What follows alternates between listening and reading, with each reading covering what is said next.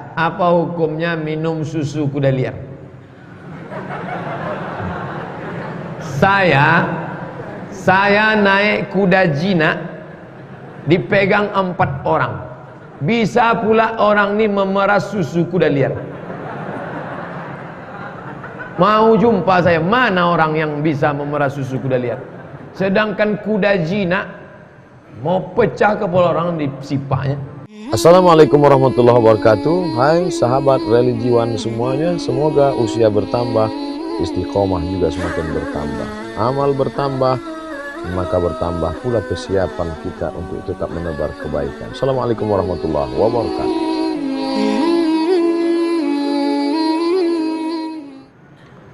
Bagaimana hukum mahar emas yang disimpan dan jarang dipakai? Apakah dikenai zakat mal? Emas punya ibu, subang, anting, gelang, rantai, cincin, gigi, tidak ada zakatnya. Menurut jumhur ulama, tak ada zakatnya. Sampai beratnya 200 misqal. 200 misqal itu 200 dinar. 200 dinar itu 850 gram, sekilo kurang seon setengah. Kalau ada anting ibu beratnya sekilo kurang seon setengah, asal dipakai merah muko, itu baru kena zakat. Kalau tak sampai tak ada zakatnya. Ini menurut mazhab Syafi'i, Hanafi, Maliki, 3 mazhab.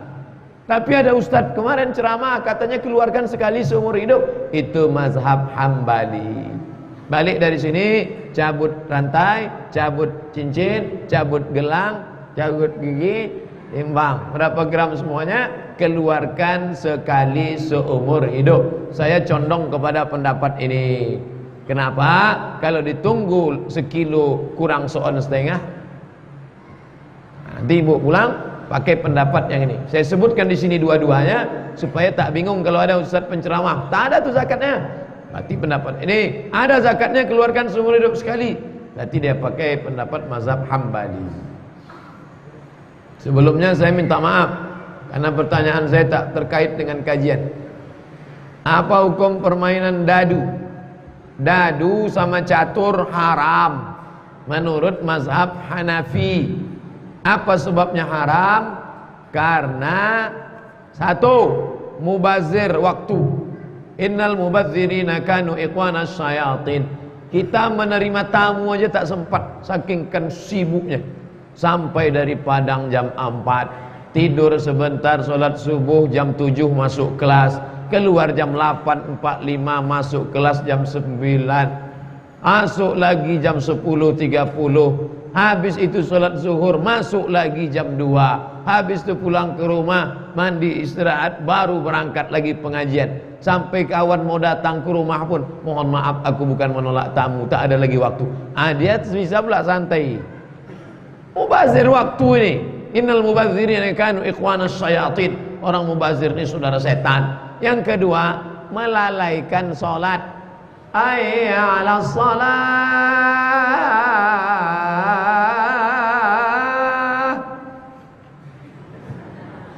Melalaikan sholat. Fawailul lil musallin. Neraka jahanam wail bagi mereka yang melalaikan sholat. Apa hukum uang gaji dari masjid? Imam Masjidil Haram Abdurrahman Sudes digaji oleh kerajaan. Imam Sultan Hasan al-Bolkiah digaji. Khatib, ustadz, guru agama, imam, muazzin, dari mana diambil gajinya? Dari Baitul Mal. Tempat solat Baitullah, tempat harta Baitul Mal. Isi Baitul Mal zakat, wakaf, infak, sedekah, wasiat, hibah, ghanimah, harta rampasan perang. Malam-malam Umar bin Khattab keliling kampung, nguping, mendengar ada ibu-ibu masak, klontang, klonteng, klontang, klonteng, klontang, klonteng. Kau masak apa? Masak batu. Kenapa batu kau masak? Anakku menangis dari tadi. Kalau aku tak masak, dia menangis terus. Kalau aku pura-pura masak batu, maka tertidur dia. Oh, kenapa kau masak batu? Gara-gara Umar bin Khattab tak adil. Dia tak kenal yang bertanya ni Umar bin Khattab. Karena waktu itu belum ada YouTube. Datang Umar bin Khattab ke Baitul Mal, diambilnya gandum, dipikulnya, langsung diantarnya. Nih, dari Umar bin Khattab. Baitul Mal diambil dari 7: zakat, wakaf, infak, sedekah, wasiat, hibah, ghanimah. Pak Ustadz, saya ingin tahu sebenarnya Pak Ustadz orang Melayu apa orang Minang? Oh, dek ambo ceramah Batang Waswawa. Itu baru mendanga ambo ceramah di Padang. Kalau ibu danga ceramah ambonan di Jogja Batang, pripun kabare? Apik. Wis pirang-pirang dino ora teko kene ya. Bingungnya orang apa? Masalahnya saya pernah berdebat sama teman. Saya pernah bilang Ustadz adalah orang Melayu. Dia ada pula bilang orang Ustadz tu Batak Ustadz tu. Aku sebenarnya orang Batak, cuma sudah lama di Jogja, maka tak kentara lagi Batakku. Biniku pun kupanggil Zeng. Rupanya bilang jeng. Saya orang Melayu. Kalau tak percaya, belahlah dadaku. Saya orang Melayu. Saya ingin bertanya, apa hukumnya menggemari menyukai film Korea?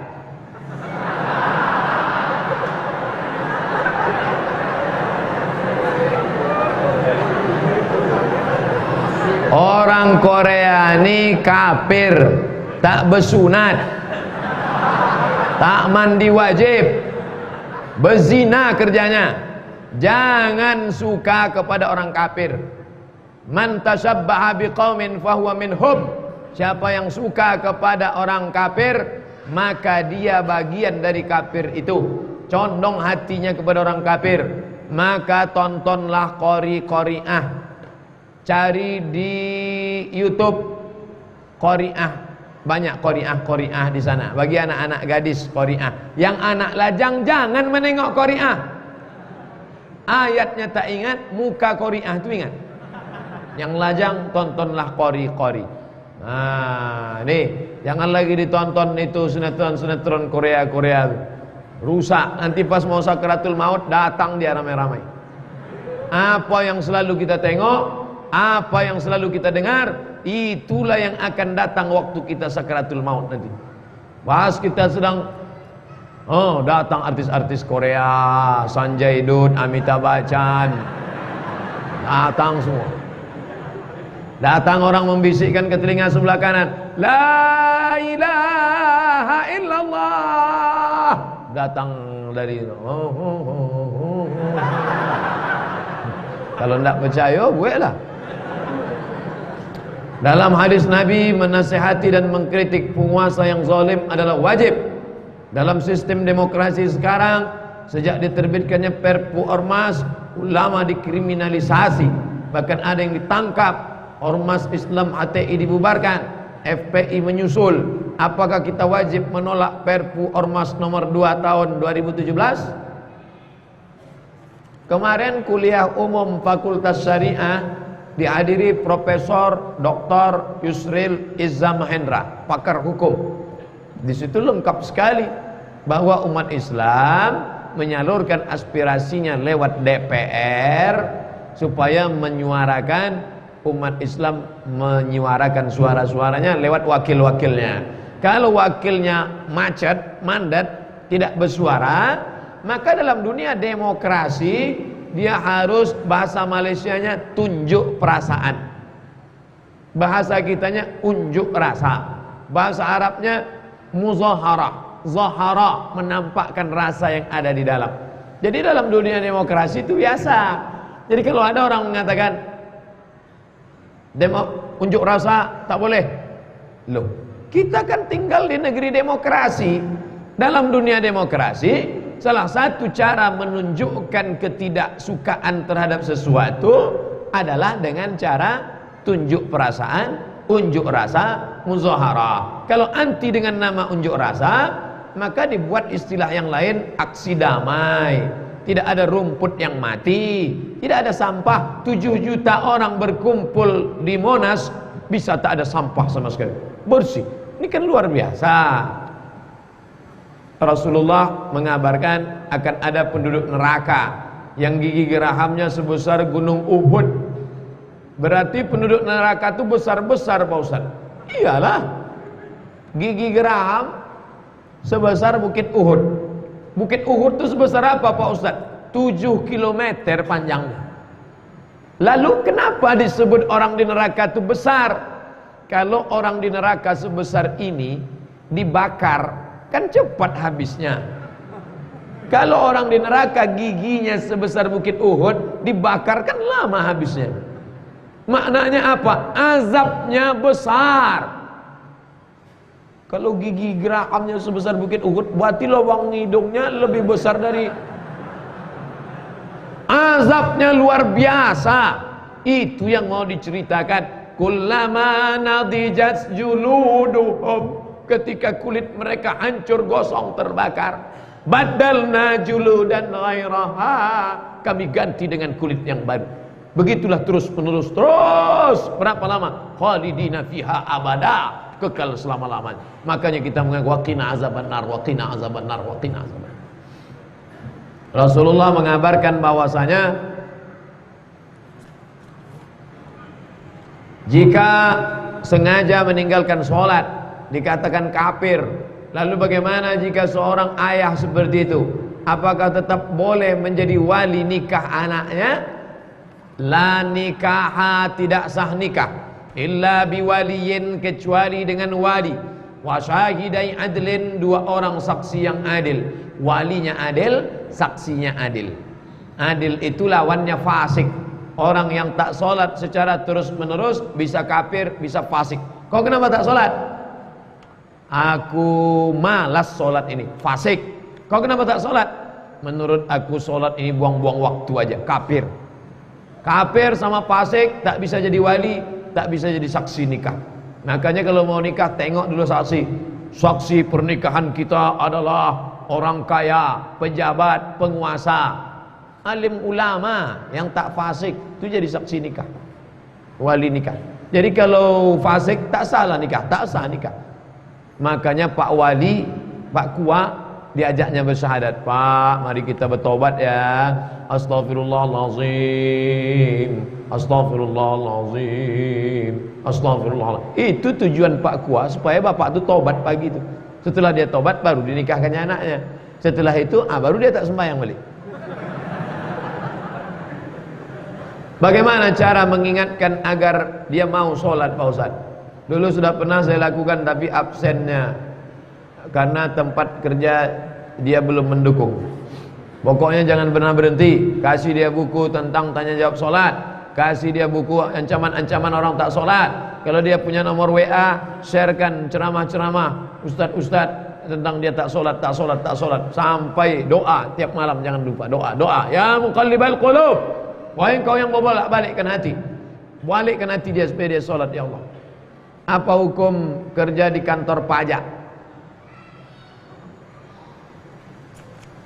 Kerja di kantor pajak, ini kan masalahnya hadis tentang pajak. Katanya hadis tentang pajak, siapa yang mengutip pajak, Allah melaknat pajak. Ternyata Saudi Arabia pun menerapkan pajak. Lalu hadis yang dimaksud itu pajak tak boleh, itu pajak yang mana? Zaman Nabi ada 2 negara. Satu negara Romawi, satu negara Persia. Romawi sama Persia ini mengutip cukai pajak. Pajaknya itu untuk beli gelas raja, gelasnya dari emas. Untuk beli piring raja, piringnya dari emas. Untuk biaya raja nikah sama selir-selirnya. Maka kata Nabi, itulah pajak laknat Allah, karena diambilnya harta orang miskin. Adapun pajak untuk bangun jembatan, bangun sekolah, maka itu tidak termasuk pajak yang dilaknat. Begitu fatwa dari ulama Saudi Arabia. Sebelum menikah, istri saya baik betul dengan ibu saya. Setelah menikah, istri saya selalu bermuka masam. Jadi bagaimana cara mendamaikannya Pak Ustaz? Iya, kamu udah dapatnya. Dia dulu kan pakai muka baik, belum dapatnya anak ibu tuh. Baik-baik ibu, kata dia. Udah dapatnya anak ibu tuh, dadah, kata dia. Perempuan, aku adalah milik suamiku dan suamiku adalah milik ibunya. Bukan hadis Nabi, dapat dari grup WA. Aku adalah milik suamiku dan suamiku adalah milik ibunya. Maka anak perempuan mesti paham itu. Laki-laki punya istri perempuan, punya emak perempuan juga mesti paham itu. Maka mesti, kalau tidak, oh kacau lah, macam Tom and Jerry dia. Saya tidak bertanya, tapi saya minta doa sama Pak Ustaz. Toko saya di depan masjid. Nanti kita doa. Di akhir majelis kita berdoa supaya dibukakan Allah pintu rezeki. Yang belum punya anak dapat anak, yang belum menikah supaya nikah, yang sudah nikah supaya bisa nikah sekali lagi. Mana tahu istrinya meninggal, ibu mau marah aja pula. Bagaimana cara sahabat membedakan apakah yang disampaikan itu hadis atau ayat Quran? Gimana cara sahabat membedakan yang di mulut Nabi ini hadis atau ayat Quran? La taktubu anni ghairal Quran. Tulis kata Nabi. Disusunnya tim penulis 40 orang. Namanya Kutabul Wahyi. Asal turun wahyu, tulis. La taktubu anni ghairal Quran. Selain Quran jangan tulis. Yang Quran ditulis, yang hadis dihafal. Gitu cara membedakannya. Tulis. Itu ayat Quran tuh. Jangan tulis kata Nabi. La taktubu anni ghairal Quran. Wa man kataba anni ghairal Quran falyamhuh. Siapa yang menulis, hapus. Tapi ada beberapa sahabat dikecualikan boleh menulis. Di antaranya Abdullah bin Amr bin As. Ya Rasulullah, ya. Boleh tak ku tulis hadis? Wallahi kata Nabi, ma kharaja minhu illa haq. Yang keluar dari sini hak, tulislah.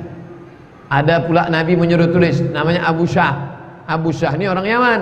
Datang dia ke Makkah. Uktubu li Abi Syah. Tolong tuliskan hadis biar bisa dibawanya balik ke Yaman. Ini pengecualian. Maka Nabi sudah menyusun tim penulis Al-Quran. Di antaranya adalah Zaid bin Thabit. 4 khulafa arba'ah itu penulis semuanya. Abu Bakar, Umar, Utsman, Ali. Zaid bin Thabit, Muawiyah bin Abi Sufyan, kemudian Talha, Zubair. Nah ini semua tim Kutabul Wahyi. Pak Ustaz, apa ada amalan doa untuk memiliki keturunan? Salat tahajud malam, di sujud terakhir minta kepada Allah Subhanahu wa taala. Mintanya jangan di mulut, dalam hati. Karena kalau sampai di mulut batal, dalam hati. Kalau di mulut pakai bahasa Arab tak apa-apa. Kalau bahasa tolong aku, batal. Nah, minta kepada Allah Subhanahu wa taala. Sulitkah bagi Allah? Mudah. Innama amruhu iza arada syai'an ayakula lahu kun fayakun. Allah cuma mau menengok engkau meneteskan air mata di tengah malam. Rabbi habli minas salihin. Rabbi habli minas salihin. Nabi Ibrahim alaihissalam menikah dengan Sarah, tak punya anak. Akhirnya dia buka cabang franchise. Menikah dengan Hajar. Setelah menikah sama Hajar, berdoa lagi, lahirlah anak Ismail. Setelah Ismail umur 13 tahun, 13 tahun umur Ismail, hamil Sarah. Yang kata orang sudah mandul, sudah tua, tak mungkin punya anak. Bisa pula Sarah hamil. Jarak umur Ismail sama Ishak 13 tahun. Apa yang tidak bisa bagi Allah? Allah cuma ingin menunjukkan bagaimana lembutnya hati Sarah, bagaimana baiknya Allah mau memberi balas kebaikannya. Jadi kalau gitu, paham? Ya, itulah dia jawab. Menyampaikan titipan pertanyaan dari saudara saya, apa hukumnya minum susu kuda liar? Saya naik kuda jinak, dipegang 4 orang. Bisa pula orang ini memeras susu kuda liar. Mau jumpa saya, mana orang yang bisa memeras susu kuda liar? Sedangkan kuda jinak mau pecah kepala orang di sipaknya. Pergilah ke danau buatan. Jumpai Pak Al-Makmur, tengok macam mana kuda. Itu kuda jinak tu. Ini kuda liar. Tak ada itu.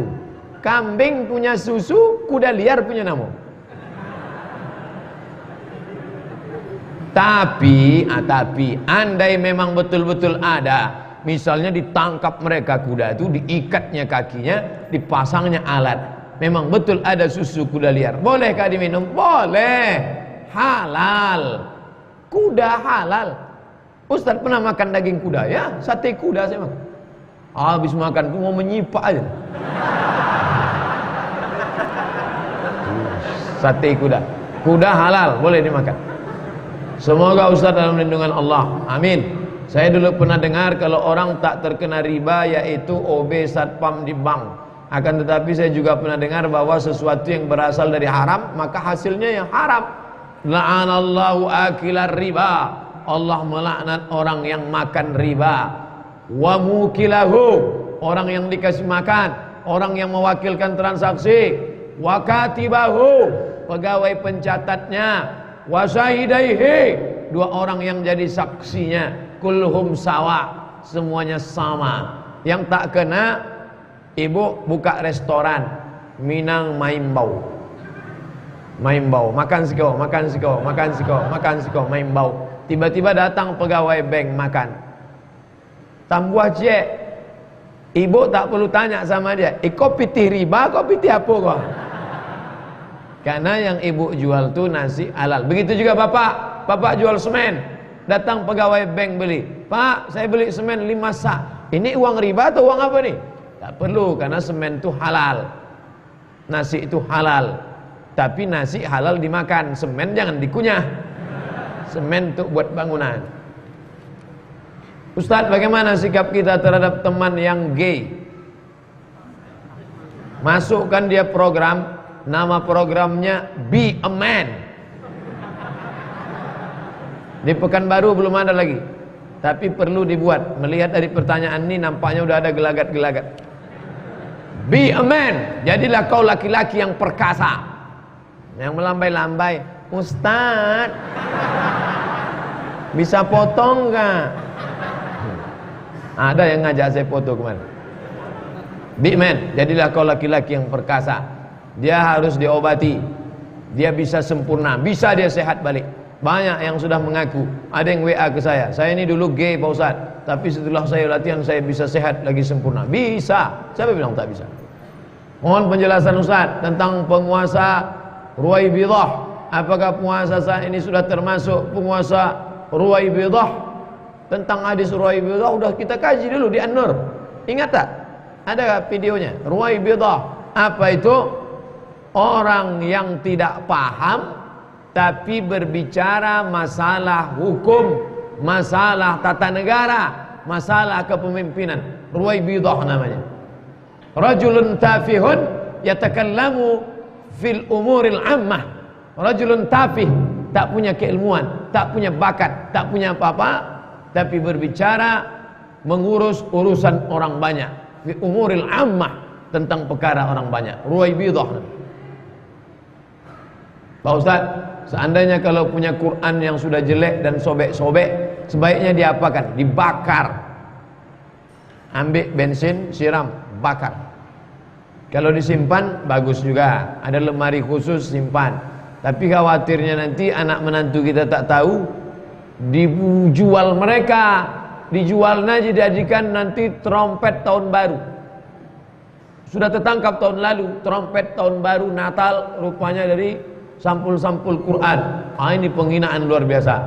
Nanti kalau mau nikah anaknya, jangan buat surat undangan pakai Bismillahirrahmanirrahim. Wa min ayati an khalaqalakum min anfusikum azwaj. Jangan lebih kayak.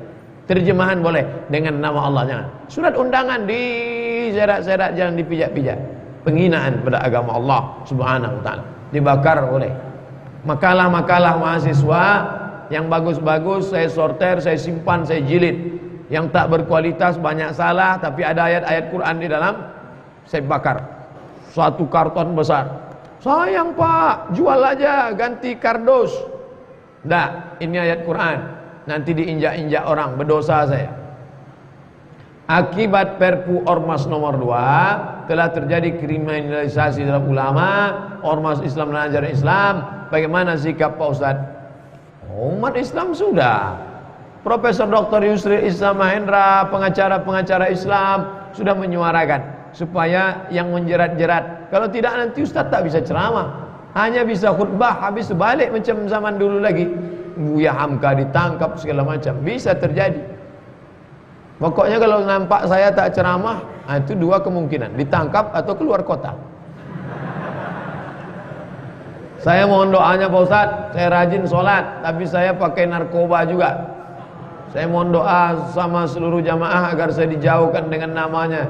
Pecandu narkoba tak bisa dipenjara. Pecandu narkoba mesti ikut program rehabilitasi. Tempatnya di Indonesia 2. Yang satu BNN di Bandung, Badan Narkotika Nasional. Yang satu lagi pesantren Abah Anom, Suryalaya, Tarekat Qadiriyah Naqsabandiyah. Nanti disiram pakai air, lalu dizikirkan la ilaha illallah, la ilaha, lahir pergi hantu-hantu setan yang menggoda. Jangan dibiarkan gitu saja. Adikku jangan kau malu, nanti saya kenalkan sama ormas, organisasi sosial kemasyarakatan, NGO, non-government organization, supaya nanti disalurkan ke rehabilitasi. Sudah banyak yang ikut, alhamdulillah sehat. Saya termasuk diajak untuk membimbing. Nanti setelah dia sehat, dikerjasamakan dengan dinas sosial, dikasih ceramah, dikasih modal untuk jualan, untuk usaha baru supaya bisa bermasyarakat. Disehatkan dulu. Karena kalau disimpan dia sakit. Orang sakit tak bisa dimarahi, orang sakit tak bisa dipenjara. Dia harus disembuhkan penyakitnya. Jangan malu punya anak, punya keluarga pecandu narkoba. Karena kalau kita malu, kita membiarkan dia, nanti akhirnya dia mati, sakau segala macam. Nanti saya kasih nomor. Saya minta nomornya 4 mata Pak Ustadz. Jangan 4 mata, 3 pun bisa saya kasih. Pak Ustadz, anak saya ini kena narkoba Pak Ustadz, tolonglah doanya Pak Ustadz. Sebentar ya, doanya ya catat 0813. Doa apa tuh Pak Ustadz? Nomor BNN. Saya tak mau lah anak saya ditangkap, terserah saya bilang. Akhirnya 2 bulan depan jumpa, senyum. Ibu kok senyum? Alhamdulillah anak saya sudah ditangkap. Bulan berikutnya sudah sehat. Bulan berikutnya sudah bisa bermasyarakat. Saya mimpi dimasukkan setan ke dalam tubuh saya. Setelah masuk setannya, tiba-tiba saya langsung sadar. Sekarang saya selalu merasakan ketakutan dan selalu berdebar-debar. Besok pagi atau sekarang habis pengajian ini langsung ke Al-Falah, jumpai Ustadz Zafrullah. Mudah-mudahan dia masih ada di lantai 2 Al-Falah Jalan Sumatera. Ustadz Zafrullah. Kalau pulang dari sini sudah kemalaman, besok pagi datang ke Al-Falah, jumpai Ustadz Saifullah. Ujungnya sama-sama Allah. Kalau siang Saifullah, kalau malam jadi Zafrullah. Ustadz kita bidang ruqyah datang. Kalau penuh, pergi ke rumah sakit ibu dan anak Zainab. Ingat ibu, ingat anak, ingat Zainab. Di basement bawah ada tempat ruqyah. Minta ruqyah. Tapi nanti pulang ke rumah ruqyah sendiri. 7. Pertama baca Al-Fatihah. Setelah itu baca awal Al-Baqarah 5 ayat, wa ulaikumul muflihun. Setelah itu baca ayat kursi. Setelah itu baca ujung Al-Baqarah 3 ayat dari lillahi mafiz. Habis itu kulhu 3 kali, wal falaq sekali, qul binas sekali. 7. Tiupkan ke telapak tangan. Sapukan ke muka, ke kepala, ke badan. Sudah itu ditiupkan ke air. Tiupkan ke air. Yang 7 tadi. Habis itu air itu diminum.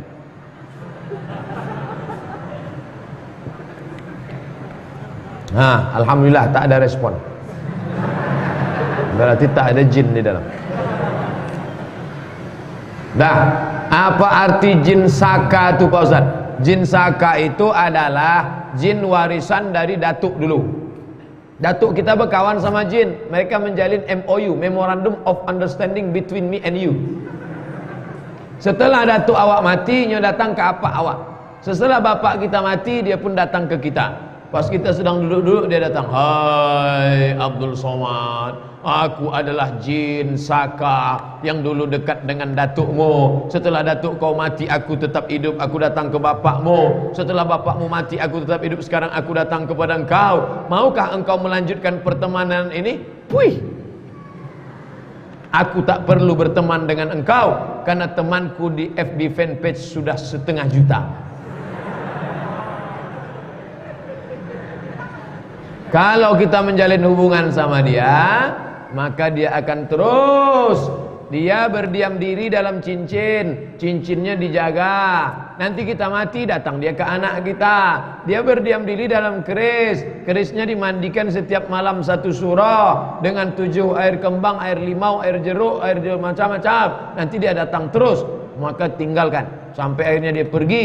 Kita bacakan ayat-ayat ruqyah, dia tak bisa ikut sama kita. Dia mau ikut makan, kita baca Allahumma barik lana fima razaqtana wa qina azabannar, dia tak bisa ikut makan.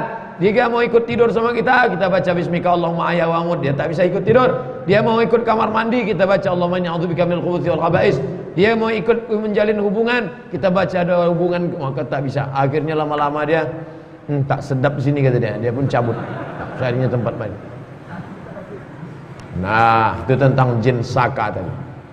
Bagaimana cara membuka hati suami biar gampang dibawa mengerjakan sholat?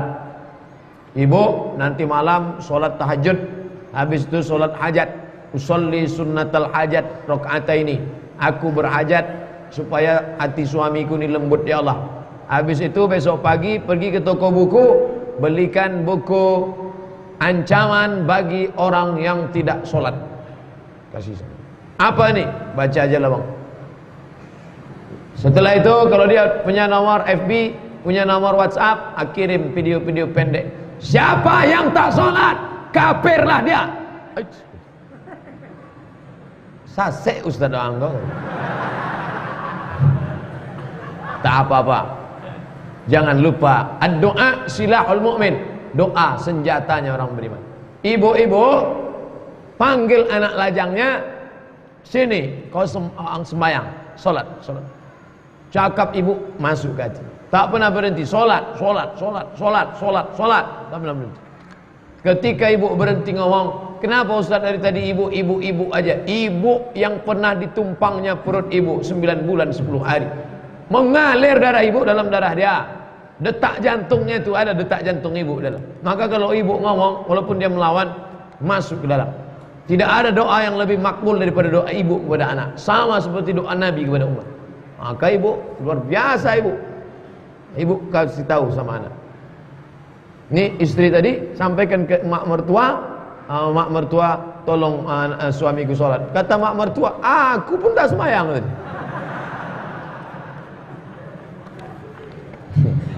La ilaha illallah. Kertas terakhir. Kalau kita darurat perjalanan jauh, posisi kita dalam kendaraan tak mungkin berhenti, kereta dan pesawat, hingga sholat Jumat tak bisa dikerjakan. Apa yang kita lakukan? Sholat zuhur jamak takhir dengan asar. Sampai di tujuan, sholat apa dulu? Kalau ada yang buat sholat zuhur dulu, karena urutannya zuhur dulu baru asar. Kalau ada yang buat sholat asar dulu, karena waktunya waktu asar, zuhurnya numpang. Tidak disyaratkan mesti mualat. Bisa zuhur dulu atau asar dulu kalau jamak takhir. 2. Fakta di kampung-kampung sekarang banyak masjid dekat-dekat, jamaahnya masing-masing tak ramai. Bagaimana hukum bangun masjid saling berdekatan itu? Dan ada pernah bilang kalau tadi anjurkan bangun masjid selagi suara azannya masih terdengar. Ini Masjid Al-Azhar Kairo, ini jalan raya, ini Masjid Kepala Husain. Masjid Al-Azhar Kairo, jalan raya, Masjid Husain. Di belakang Masjid Al-Azhar Kairo ada pula Masjid Sidi Dardir. Habis itu di belakangnya lagi ada pula Masjid Syekh Soleh Al-Ja'fari. Masjid paling banyak di Kairo. tapi sesuai dengan jumlah kepadatan masyarakatnya. Kalau masyarakatnya tidak padat, tidak penuh, tidak dianjurkan membangun masjid. Apalagi dalam mazhab Syafi'i, kalau kurang 40 jamaahnya tak sah sholat Jumat. Bangun masjid, bangun masjid, bangun masjid. Bagus bangunkan MDA. Nah, ini bagi yang makan bangun akan datang. 3. Ustadz, tolong ajarkan, praktekkan bagaimana cara berniat sholat dalam mazhab Syafi'i. Kalau kita khawatir was-was, bukankah dilafazkan? Bagaimana menggabungkan lafaz niat dalam takbir? Ini takbir. Allah. Ini takbir. Dari sini bar kemana? Allahu Akbar. Ini niat. Aku sholat maghrib 3 rakaat jadi makmum karena Allah. Sejalan nih. Allahu Akbar. Tak boleh lebih, tak boleh kurang. Allahu Akbar. Tak saya dengar niatnya. Mana dengar? Dia kan dalam. Ambo sholat maghrib 3 rakaat mengikuti imam karena Allah Ta'ala. Dari A sampai bar. Mazhab Syafi'i. Allahu Akbar. Usalli fardal maghribi 3 rakaatin adaan ma'muman lillahi ta'ala. Itulah yang di dalam. Allahu Akbar. Sah. Tapi jangan dibisikkan setan, tidak sah, kau tidak sah. Kita usaha aja. Bisa alhamdulillah, tak bisa la yukallifullahu nafsan illa wus'aha. Itu mazhab Syafi'i. Tapi kalau mazhab Hanafi, Hambali, Maliki ndak, sebelum takbir. Sebelum takbir dipasang Allahu Akbar. Makanya pendek aja takbirnya. Allahu Akbar. Kok pendek? Rupanya dia pakai mazhab Hanafi, Hambali, Maliki. Kalau Syafi'i panjang, karena di dalam takbir itu dia berniat Allahu Akbar. Saya berniatnya sebelum takbir, sah. Saya berniatnya di dalam takbir, sah. Sesudah takbir baru berniat, tak sah. Mana sah? Sesudah takbir Allahu Akbar. Zuhur apa asar? Asar aja lah. Oh, tak sah. Batal salat, ulang balik. Bagaimana hukumnya menghadiri undangan pernikahan yang hamil di luar nikah? Ada laki-laki berzina sama perempuan, habis itu hamil 3 bulan, nikah dia, datang kita undangan. Apa hukumnya? Ya boleh. Jangan jadi saksi nikah. Jangan hadir waktu saksi akad terus. Datang aja undangan, makan. Makan. Barakallahu lakuma wa baraka alaikuma wa jama'a bainakuma. Dah, balik. Bagaimana hukumnya menghadiri undangan pernikahan orang hamil luar nikah? Terus hukum bagi saksi yang menikahkannya? Ini nikahnya sah. Apakah sah nikah ini? Sah. Perempuan hamil menikah sama laki-laki yang menzinahinya, nikahnya sah menurut mazhab Syafi'i. Yang jadi masalah bukan nikahnya itu. Yang jadi masalah nanti anaknya lahir nggak bisa pakai bin bapaknya. Nanti kalau bapaknya mati, si anak tak dapat harta warisan. Kalau lahir anaknya laki-laki, tiba-tiba lahir adiknya perempuan, mati bapaknya, si adik ini mau nikah, dia tak bisa jadi wali karena dia bukan saudara saya, hanya saudara sama tak bisa jadi wali. Yang keempat, kalau anak nanti gadis, bapak ini tak bisa mewalikannya. Kenapa? Karena anak ini sudah ada sebelum akad. Al-wadalu lil firash, nasab baru diakui kalau sebelum akad. Ini anak saya Pak Ustadz, rambutnya, matanya, cobalah tengok mirip tak laku. Tak laku sekedar mirip. Ini surat DNA dari Singapura, DNA tak laku. Salah saya apa? Kau mencoblos sebelum hari H. Itulah maka nasab kau tak diakui. Dah, jaga anak-anak kita, jangan sampai dia berzina. Remaja ni jahat, nakal, betul. Tapi orang tua lebih jahat karena memberikan kesempatan untuk berzina. Kalian duduk dulu ya. Bapak ada di belakang. Itu artinya sama, berzina kalian ya. Berzina ya. Zina. Pak, pergi kami jalan-jalan ya. Iyalah, pergi senangnya. Bonceng, bonceng, bonceng, bonceng, bonceng, gembung masuk angin.